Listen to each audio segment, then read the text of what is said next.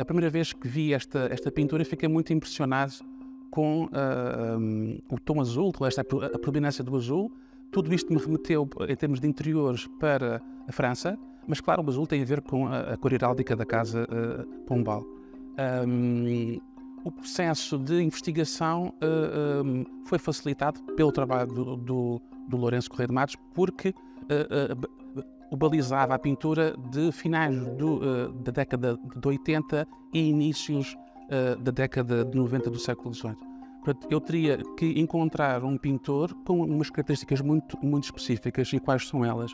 Um pintor francês, estante em Portugal, na década de 90, portanto, no período pós-revolução, ou durante exatamente a Revolução, e que fosse um retratista e com uma grande experiência em termos de miniatura.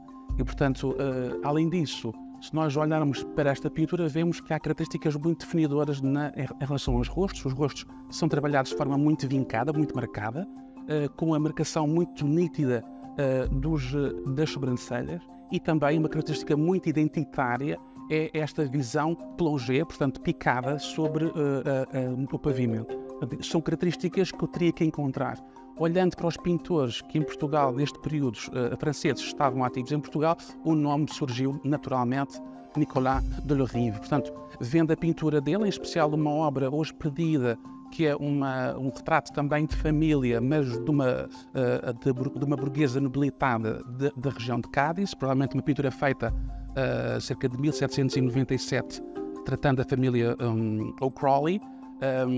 Vemos precisamente estas características. Além de conseguir determinar a autoria, também é possível saber, por exemplo, em que altura do ano foi pintada esta composição, porque no chapéu de uma das irmãs do Marquês vemos papoilas. As papoilas florescem no final da primavera e durante o verão, portanto é nessa altura. Também a lareira está apagada, portanto indica-nos também essa altura do ano.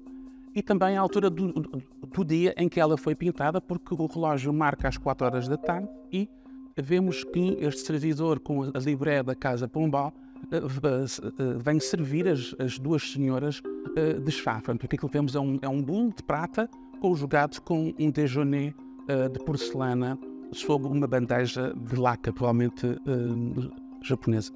Em relação à cronologia, há vários elementos que nos permitem datar de forma muito específica esta pintura.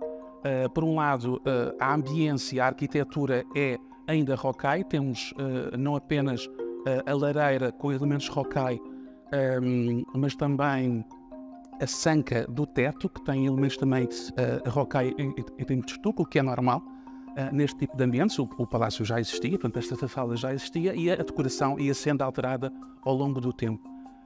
Portanto, o tipo vestimentar é comum na moda de cor, portanto vestem casaca, colete, calções e meias, sendo que os bordados, normalmente o bordado da casaca e o bordado do colete estão a um suíte, portanto apresentam os mesmos motivos.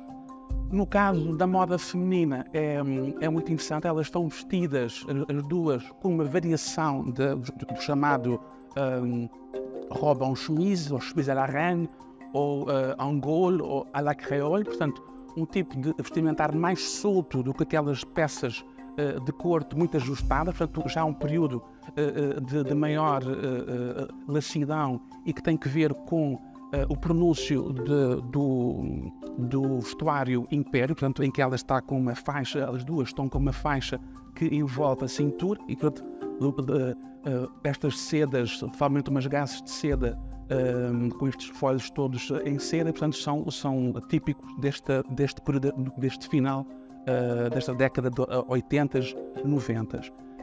Depois, em relação aos objetos, nós temos os chenês, portanto, os cães de lareira e os apliques de iluminação, também neoclássicos, já, que se podem ser datados cerca de 1780, mas o mais extraordinário são, de facto, é um mobiliário muito simples, um mobiliário já da transição do estilo Luís XVI para o diretório, portanto, ali mesmo na franja dos inícios da década de 90 do século XVIII.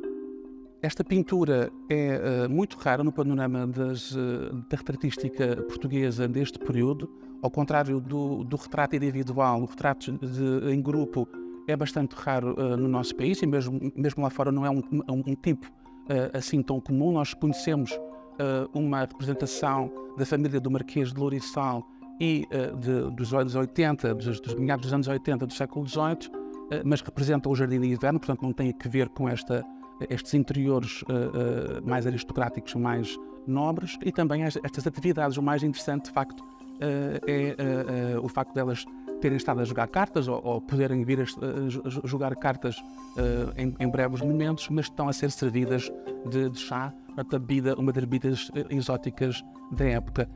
O Delrive era um pintor mais de bambuchatas, de paisagens, de cenas de costumes. Ele tem muitas pinturas, tem algumas pinturas representando as cenas do cotidiano de Lisboa, portanto tem esse aspecto mais etnográfico e de costumes.